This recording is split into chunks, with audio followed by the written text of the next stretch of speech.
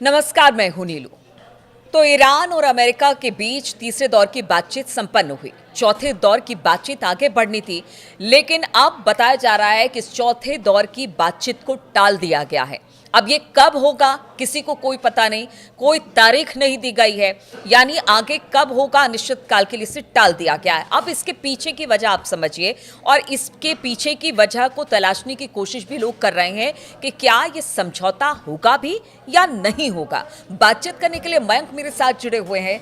मयंक, 3 दौर की बातचीत लगा कि हाँ ठीक है, इस पर कुछ ना कुछ एक राय बनेगी, कुछ समझौता होगा, कुछ इसके निष्कर्ष निकलकर सामने आएंगे, लेकिन चौथे दौर की बातचीत से पहले जो तारीख को टाला गया है, अभी तक तारीख नहीं रखी गई है, इसके पीछे की वजह आप क्या देख रहे हैं? क्या इसके पीछे देखिए, हो मैं सकता है? अपनी इस बातचीत की शुरुआत जो है वो खामेनेई जो है सुप्रीम लीडर, इनकी एक बात से करना चाहूँगा। ये बातचीत जब शुरू हुई थी उसी समय खामेनेई का एक बयान आया था कि अमेरिका पे हम विश्वास करने का कोई लाभ नहीं होगा और इस बातचीत का भी कोई निष्कर्ष निकल के नहीं आएगा। ये एक बयान आया था शुरू में खामेनेई की तरफ से। और अब तीसरे दौर की बातचीत के बाद जो खामेनेई ने सबसे पहले कह दिया था वो बात बिल्कुल सही होती दिखाई दे रही है। अब ये मुझे ऐसा लगता है, कुछ एक्सपर्ट्स भी ये कह रहे हैं कि अमेरिका और ईरान अब फिर वहीं आके खड़े हो गए हैं जहां पे सामने सिर्फ जंग की बात होगी, समझौते की बात नहीं होगी, और ये डील अब पूरी तरह से फेल होती दिखाई दे रही है। अब हम ऐसा क्यों कह रहे हैं उसकी वजह समझिए।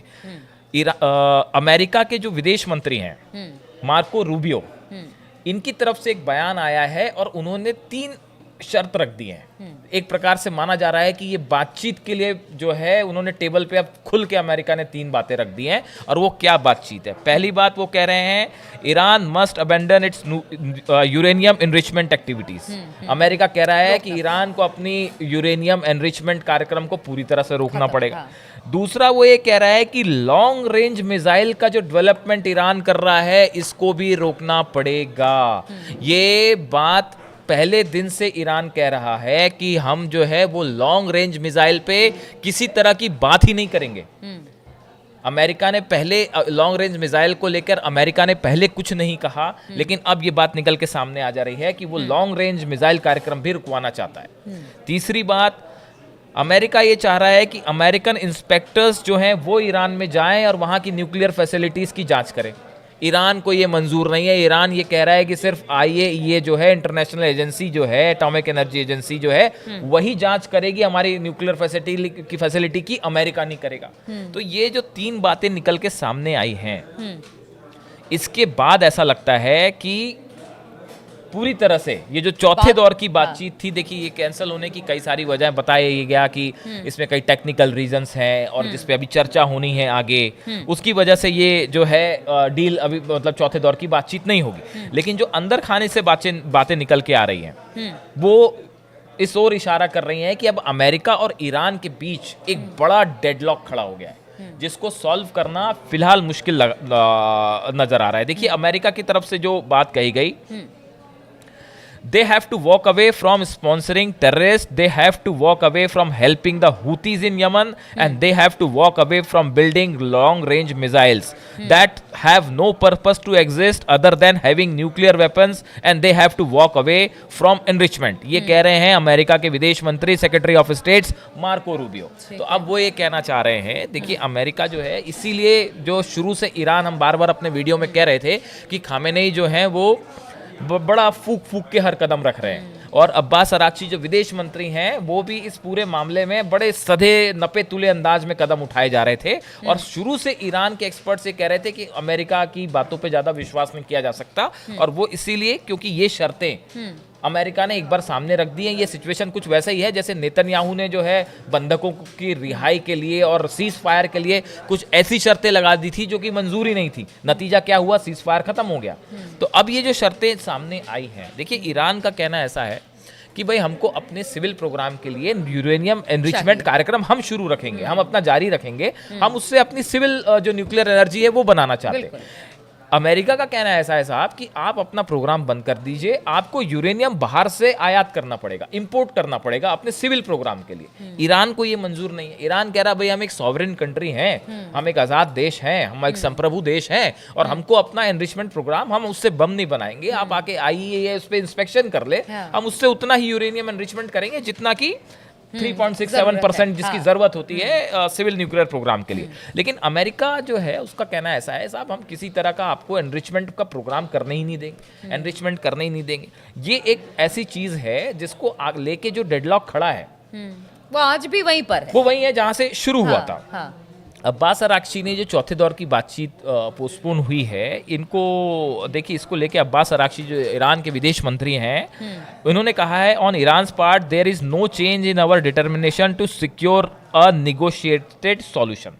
मतलब हमारी तरफ से पूरी कोशिश है कि इसकी बातचीत से ही इसका हल हो जाए। We are more determined than ever to achieve just a balanced deal guaranteeing an end to sanctions and creating confidence that Iran's nuclear program will forever remain peaceful while ensuring that Iran's rights are fully respected. इनका कहना ऐसा है साहब कि हम जो है ये चाहते हैं कि निगोशिएशन से, बातचीत से ये मसला खत्म हो, लेकिन हमारे जो अधिकार हैं वो हमारे पास रहें और एक रिस्पेक्टफुल डील होनी चाहिए, इक्वल लेवल की डील होनी चाहिए। ऐसा ना हो कि आप हम पे दबाव बनाएं। लेकिन अब ये जो इनरिचमेंट को लेके जो प्रोग्राम, जो बातें सामने आ गई है, अब इसमें देखिए मिसाइल वाला अमेरिका की शर्त एक प्रकार से आ गई है कि उनका कहना ऐसा है कि लॉन्ग रेंज मिसाइल भी आपको खत्म करनी पड़ेगी। अब आपको यही चीज गजा में भी हुआ था। अगर इजराइल से बातचीत हो रही थी, हर समय बातचीत को लेकर जो सीज फायर बीच में हुआ कि उसमें कुछ ना कुछ एक क्लॉज लगा दे रहे थे बार बार, इसीलिए वहां पर बात डिरेल हो गई, बातचीत आगे बढ़ी।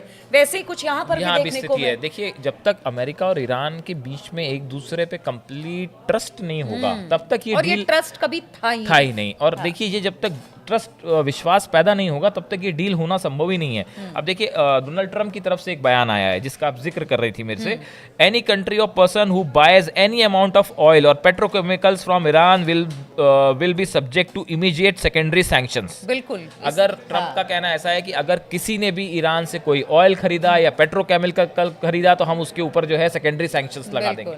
और यही चीज चीन के साथ भी हो रहा है, क्योंकि चीन सबसे ज्यादा, अगर उन्होंने ये आदेश भी दिया है कि जितने all purchases of Iran oil and petrochemical products must cease immediately. उन्होंने कहा है कि ईरान की तरफ से जितना व्यापार हो रहा है उस सब पे रोक लगा दीजिए, प्रतिबंध लगा दीजिए। देखिए, ईरान जो है वो 1.7 million barrels per day crude oil जो है वो प्रोड्यूस कर रहा है। और इसमें से गौर करने वाली बात है कि 80% जो इनके शिपमेंट्स होते हैं वो चाइना जाते हैं प्राइवेट रिफाइनरीज में। और इसी वजह से एक बड़ा सैंक्शंस अमेरिका ने उन रिफाइनरी पे लगाया है जो चीन में है और या फिर ईरान की ऑयल्स जो है वो उसमें रिफाइन करने का काम करती है। तो अमेरिका ने चीन की उस कंपनीज पे बैन लगा दिया है जो ईरान से ऑयल ले रही हैं या उसको रिफाइन कर रही हैं। तो अब देखिए, इस हालात में फिलहाल तो ये जो टॉक्स जो हैं, ये चौथे दौर की बातचीत भले टाइम टेकिंग हो, लेकिन ये भी तो है मयंक, आप एक तरफ से बातचीत कर रहे हैं, दूसरी तरफ से सैंक्शन लगाने की बात करें, कह रहे हैं कि जो भी ईरान से तेल खरीदेगा उस पर हम जबरदस्त तरीके से टैक्स लगाएंगे, जो भी है। मतलब इस तरह के बयान ट्रम्प की तरफ से दिए जा रहे हैं। ऐसे में अगर खामनेई कहते हैं कि विश्वास नहीं है, तो यही सब शायद इसके पीछे की वजह यही सारी चीजें। हाँ, इसीलिए जो है वो एक सोशल मीडिया में एक ऐसा बात चलती है कि जितना ट्रम्प ईरान को समझते हैं या जितना ट्रम्प खामेनेई को समझते हैं, उससे ज़्यादा खामेनेई जो है वो ट्रम्प और अमेरिका को समझते हैं। इसीलिए ये कहा जाता है कि इस पूरे मैटर में बहुत से एक्सपर्ट्स ये कह रहे हैं कि ईरान के एक्सपर्ट्स शुरू से जो है वो अमेरिका पे इस डील को लेकर विश्वास करने को राजी नहीं है और कुछ ज़्यादा आगे होता दिख नहीं रहा है। और अभी चौथी दौर की बातचीत खत्म है, ये आगे कब होगी, कैसे होगी, ये पूरा मामला एक बड़ी जंग की तरफ फिर से मुड़ता दिख रहा है। बिल्कुल। अब देखिए, चौथे दौर की बातचीत में लग रहा था कि कोई रास्ता निकलेगा, हल निकलेगा, लेकिन अब ये चौथे दौर की बातचीत ही नहीं हो रही है। अब ये कब होगी, कैसे होगी, क्या इसके बाद भी कोई हल निकल पाएगा, ऐसा तो अभी फिलहाल तो दिखाई नहीं दे रहा है। और बार बार यही कहा जा रहा है कि अगर इस पर समझौता नहीं होता है या इस मसले का कोई हल नहीं निकलता है तो अमेरिका पहले ही कह चुका है कि फिर इसके बाद कोई बड़ा कदम उठाया जाएगा और इसके लिए ईरान भी बिल्कुल तैयार है। अब स्थिति परिस्थिति किस तरह की बनती है, लगातार इस पर हमारी नजर बनी रहेगी। अब बने रहिए हमारे साथ।